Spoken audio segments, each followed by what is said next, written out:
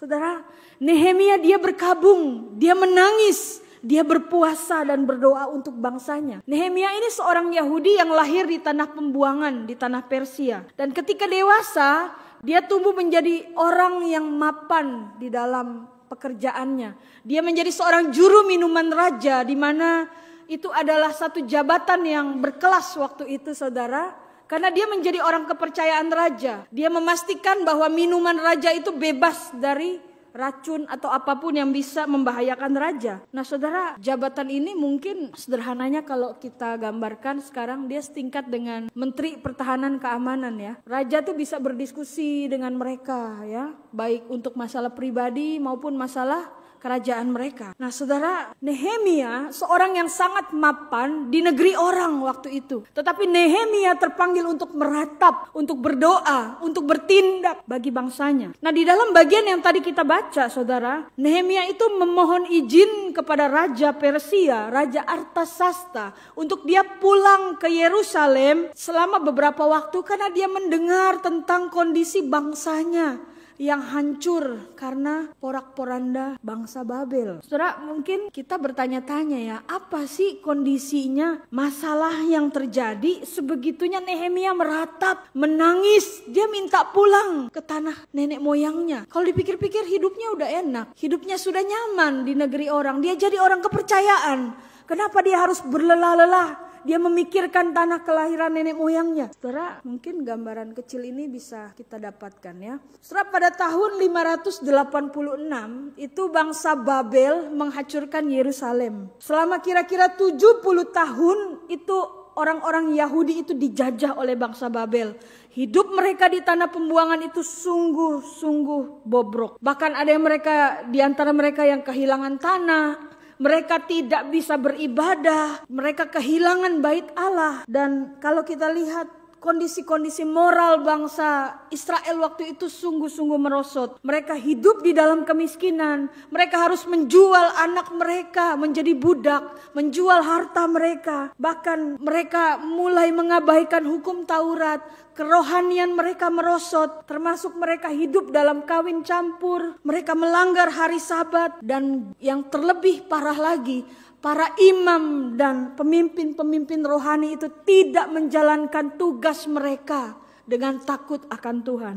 Hidup mereka sangat-sangat bobrok di tanah pembuangan waktu itu. Tetapi pada akhirnya Babel pada tahun 539 itu ditaklukkan oleh kerajaan Persia. Babel dikalahkan dan kerajaan Persia memerintah orang-orang Yahudi dan memberikan izin kepada orang-orang Israel itu untuk pulang ke Yerusalem, kembali ke tanah kelahiran kalian, perbaharui hidup kalian. Nah, gelombang pertama kepulangan mereka ini dipimpin oleh Zerubabel kalau kita baca di kitab Esra. Dan kemudian pada tahun 538 gelombang pertama dipulangkan untuk ada pembaharuan. Dan kemudian tahun 515 itu di zaman Esra mereka juga dipulangkan kembali dari tanah pembuangan. Di situ kerohanian mereka kemudian pelan-pelan dimulai dipulihkan setelah Zerubabel dan kemudian Esra. Dan kemudian pada tahun 445 Nehemia yang sedang ada dalam tanah pembuangan di Persia, dia mendengar kabar bahwa sekalipun kerohanian mereka sudah pelan-pelan dipulihkan dengan kedatangan Zerubabel dan Esra, tetapi dia mendengar kabar bahwa tembok Yerusalem itu belum dibangun, masih hancur, masih berupa puing-puing, sisa-sisa kehancuran. Saudara, tembok Yerusalem yang runtuh itu bukan kayak seperti tembok rumah ya saudara. Tembok itu adalah tembok kota, tembok benteng. Jadi tebal tembok itu bisa kurang lebih 1 meter. Kalau saudara lihat film-film perang zaman dulu, maka kita lihat ada prajurit-prajurit yang akan bisa berdiri di tembok itu saudara. Nah, jadi kalau andaikan mereka membangun tembok itu sekitar sepanjang 10 meter saja, itu zaman sekarang tuh kira-kira bikin bangunan sekitar 100 meter saudara. Itu pekerjaan yang sangat besar. Dan fungsi tembok itu pada zaman itu sangat-sangat penting. Itu hal yang penting sebagai simbol kekuatan dan kekokohan sebuah bangsa. Kalau tembok kota itu runtuh, itu berarti kelumpuhan bagi Israel. Karena musuh bisa masuk kapan saja ke wilayah mereka. Maka Nehemia ketika dia di tanah Persia dan dia mendengar kabar itu, sedihlah hatinya saudara. Saudara, kalau kita melihat ya, di dalam kepulangan Esra membawa umat-umat ke Yerusalem, itu memperbaharui kerohanian ya, mengajarkan hukum Taurat, bait Allah dibangun. Lalu tujuan kepulangan Nehemia itu adalah fokus kembali membangun tembok kota. Saudara, kenapa hal ini tidak boleh dipisahkan? Bukankah kadang kita berpikir ya sudah, yang penting kerohaniannya bagus, udahlah, nggak perlu tuh tembok ya. Nanti tembok bisalah dibangun pelan-pelan. Saudara, betul kondisi bangsa Israel di tanah pembuangan itu kehilangan arah. Hidup mereka bobrok, moral mereka rusak, kerohanian mereka merosot. Tanpa pembaharuan rohani, bangsa ini terus menjauh dari Tuhan. Oleh sebab itu Esra dan Zerubabel datang dan membawa mereka untuk pulang ke Yerusalem. Tapi Nehemia di sini juga dia membawa pembaharuan fisik dalam pembangunan tembok kota. Karena apa? Setelah tembok kota itu melambangkan perlindungan, identitas, martabat sebuah bangsa pada waktu itu. Tanpa tembok kota, saudara, wilayah mereka itu hanya akan menjadi wilayah yang terbuka terhadap serangan musuh. Bahkan itu juga menunjukkan bahwa mereka belum menjadi rakyat yang merdeka dan terhormat. Nah saudara, jadi Esra, Zerubabel dan juga Nehemia ini mewakili dua sisi dari pemulihan Israel. Saya bisa katakan bahwa kota yang kuat secara fisik, tetapi jika kosong secara rohani, dia akan runtuh dari dalam. Sebaliknya, kota yang rohani tetapi tanpa perlindungan fisik akan dihancurkan musuh dari luar. Nah saudara, di negeri Persia waktu itu Nehemia yang sudah mapan, menjadi orang yang dipercaya oleh Raja Persia. Tapi dia sedih mendengar kondisi ini. Tembok kota itu masih berupa runtuhan dan puing-puing. Maka kalau kita melihat narasi yang sangat dramatis di dalam pasal 1 ayat 4 dikatakan apa? Ketika ku dengar berita ini, Nehemia bilang, duduklah aku menangis dan berkabung selama beberapa hari. Aku berpuasa dan berdoa ke hadirat Allah semesta langit. Saudara, berkabung, berpuasa, berdoa, menangis. Itulah yang dia lakukan ketika dia melihat bangsanya hancur. Dia berdoa tanpa dia menyalahkan orang lain. Dan dia mengatakan itu semua kepada Tuhan. Dia meratap di hadapan Tuhan. Saudara, menangis tidak akan membangun tembok dan tidak akan menghasilkan apa-apa. Tapi di dalam kesedihannya itu ada hal-hal yang Nehemia lakukan. Yang pertama adalah dia berdoa. Ketika aku dengar berita ini, duduklah aku menangis, berkabung selama beberapa hari. Dia berpuasa dan dia berdoa. Saudara, ketika mendengar kehancuran tanah nenek moyangnya, yang pertama dia lakukan adalah bukan mencari kambing hitam. Dia bukan mencari siapa yang salah. Atau dia menyalahkan orang karena kamu berdosa, maka Tuhan hancurkan kita. Enggak, saudara. Dia tidak mencari kambing hitam. Atau ketika dia mendengar kabar itu, dia langsung mengambil suatu tindakan. Ya mungkin orang akan melihat, oh sungguh pahlawan ini Nehemia. Enggak, saudara. Tapi dikatakan ketika dia dengar, dia menangis, dia berkabung, dia berpuasa, dia berdoa. Alkitab menjelaskan dengan sangat jelas berapa lama dia berdoa dan berpuasa. Kalau kita lihat di dalam pasal 1 ayat 1, pada bulan Kisleu dia berdoa dan berpuasa. Lalu pada bulan Nisan dia menyampaikan isi hatinya kepada raja.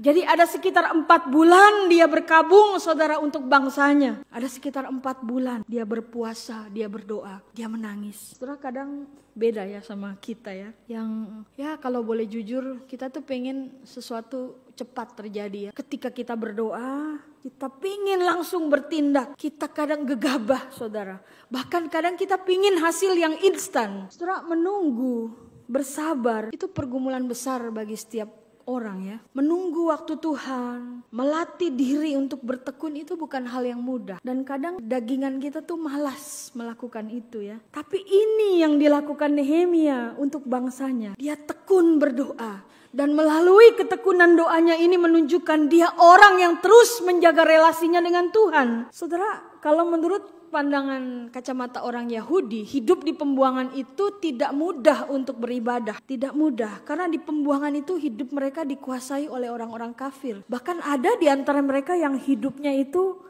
terikut arus. Tapi Nehemia ketika di tanah pembuangan pun dia tetap menjaga relasinya dengan Tuhan. Saudara, kita melihat Nehemia tidak pernah kehilangan persekutuannya dengan Tuhan. Sekalipun di tanah orang kafir. Itu terbukti bahwa relasinya terjaga melalui doa yang dia naikkan. Dan itu membuat Nehemia mampu mengambil sikap yang benar terhadap masalah bangsanya saat itu. Saudara, kalau konsep mengenai doa ya, kalau orang-orang kafir itu penyembah dewa-dewi itu menganggap bahwa doa itu kalau kita teriak, kalau kita minta dengan keras, atau kita kasih sesembahan menyenangkan dewa-dewi, maka doa itu semakin didengar. Nah saudara, kalau dipikir-pikir ya, buat apa Nehemia berdoa kalau Tuhan sudah tahu apa yang dia mohon? Saudara, John Calvin mengatakan begini, doa orang Kristen itu bukan memberitahu Allah apa yang tidak Allah ketahui. Sehingga kita berdoa dengan tujuan apa? Mendorong Tuhan untuk mengabulkan doa kita. Tapi doa orang Kristen yang benar itu harusnya memotivasi untuk kita makin berserah, membawa pergumulan, semakin kita dituntun oleh Tuhan. Dan melalui doa yang sungguh-sungguh disitulah kita bisa rasakan dan tunduk kepada Tuhan. Apa yang harus saya lakukan Tuhan? Jadi doa yang kita naikkan itu bukan untuk menodong Tuhan saudara, untuk melakukan tugasnya atau mendesak Tuhan. Tapi doa itu membuat orang Kristen semakin hari semakin tunduk, semakin berserah, membiarkan hidup dan tindakannya itu dipimpin oleh Tuhan. Setelah Nehemia tidak menggunakan doanya ini untuk menodong Tuhan, tapi dia memohon Tuhan untuk menuntun apa yang harus saya lakukan Tuhan. Setelah Pendeta Yohan Candawasa pernah mengatakan begini ya, doa itu adalah berkat. Doa itu bukan alat untuk meminta berkat. Ya, saudara, kalau kita berdoa, hidup kita, cara pikir kita, tindakan kita itu dibukakan banyak oleh Tuhan. Itu berkat, saudara. Jadi berdoa itu bukan masalah kita ingin dapat berkatnya menurut ukuran kita, saudara. Nah saudara, mulailah berdoa untuk bangsa ini. Tanya Tuhan, Tuhan apa yang harus saya kerjakan di tengah keterbatasan saya sebagai warga negara. Saudara, pernah gak kita sungguh-sungguh doakan? Saya percaya Tuhan banyak bukakan kepada kita. Saudara, mengeluh tidak akan menghasilkan apa-apa bagi bangsa dan negara. Saudara punya peran masing-masing di tengah-tengah bangsa ini. Tinggal kita mau peka atau tidak dengan suara Tuhan. Atau justru di dalam setiap doa kita, kita lebih pentingkan kepentingan kita. Apa yang saya mau Tuhan harus jawab. Saudara, inilah yang dilakukan Nehemia. Dia berdoa dengan sungguh-sungguh. Dia bertanya kepada Tuhan, dia menangis. Dan saudara, setelah berdoa, berpuasa, apa yang dilakukan Nehemia? Dia kemudian berencana. Saudara, kalau kita baca di dalam Nehemia 2 ayat 5, itu dikatakan dia memiliki rencana-rencana dan strategi-strategi yang dia lakukan. Setelah dia berdoa, dia datang kepada raja dan dia mengatakan, jika raja menganggap itu baik dan berkenan kepada hambamu ini, dia minta, utuslah aku ke Yehuda, ke kota pekuburan nenek moyangku, supaya aku membangunnya kembali. Dia juga mengatakan rencananya, jika raja menganggap baik, berikanlah aku surat-surat bagi bupati di daerah seberang sungai Efrat, supaya mereka memperbolehkan aku lalu sampai tiba di Yehuda. Dia juga memiliki rencana untuk mengajukan surat kepada Asaf, pengawas taman raja, supaya dia memberikan aku kayu untuk memasang balok-balok pada pintu-pintu gerbang di benteng bait suci untuk tembok kota dan untuk rumah yang akan kudiami. Saudara, relasi Nehemia yang sangat erat terbukti melalui doanya. Itu ternyata membuat Nehemia menjadi orang yang tidak sembarangan untuk bergerak. Dia menjadi orang yang belajar menunggu Allah berfirman, lalu kemudian dia bertindak. Setelah 4 bulan dia berkabung dan berdoa. Bayangkan betapa gelisahnya hatinya, saudara. Dia harus menunggu 4 bulan untuk bisa membulatkan strateginya ini. Setelah kesabaran ini hanya bisa dimiliki oleh orang-orang yang punya relasi erat dengan Tuhan. punya gaya hidup berdoa yang benar. Saudara, dalam doanya, dalam relasinya yang erat dengan Tuhan, dia tahu Tuhan akan bertindak bagi dia, sehingga dia mampu menahan diri sampai Allah membuka jalan bagi dia. Saudara, kalau kita lihat ya, ketika dia menyampaikan strateginya, apa yang terjadi? Raja mengabulkan permintaannya. Bahkan dia diberikan suplai makanan yang cukup, bahkan dia diberikan pengawal untuk mengawali perjalanannya dari Persia ke Yerusalem, jarak yang tidak dekat. Saudara,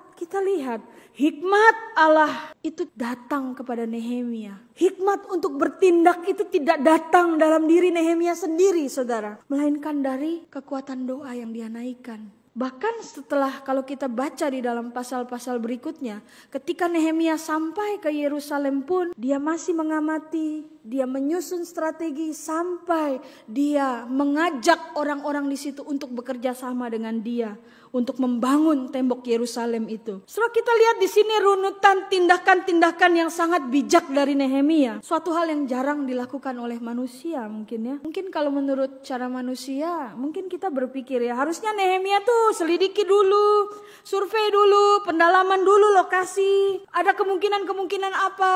Enggak, saudara. Dia berdoa dulu sama Tuhan. Dia minta Tuhan yang pimpin, tuntun apa yang dia mau lakukan. Baru dia membulatkan strategi dan rencananya. Saudara, dan kita lihat apa yang terjadi setelah itu ketika orang-orang melihat kesungguhan hati Nehemia. Mereka menyatakan siap untuk ikut bekerja sama. Saudara, betapa manisnya jalan Tuhan ya kepada orang yang sungguh-sungguh berdoa dan berharap kepada dia. Seakan-akan tuh Tuhan mau bilang kepada Nehemia, kemana aku menunjuk kamu, di situ tanganku akan membuka jalan bagi kamu. Seakan-akan Tuhan mau mengatakan seperti itu. Gimana ceritanya saudara, Raja Persia, orang kafir itu bisa memberikan izin dia untuk pulang ke Yerusalem. Bahkan disertai oleh pengawal-pengawal raja, bahkan disuplai bahan-bahan makanan dengan cukup. Saudara, Tuhan membuat Nehemia itu berhasil di dalam rencananya. Karena Nehemia sungguh mau dituntun oleh Tuhan. Saudara, berapa kali dalam hidup kita ya, kita mau tunduk dan berserah kepada Tuhan untuk biarkan Tuhan yang menuntun segala rencana kehidupan kita.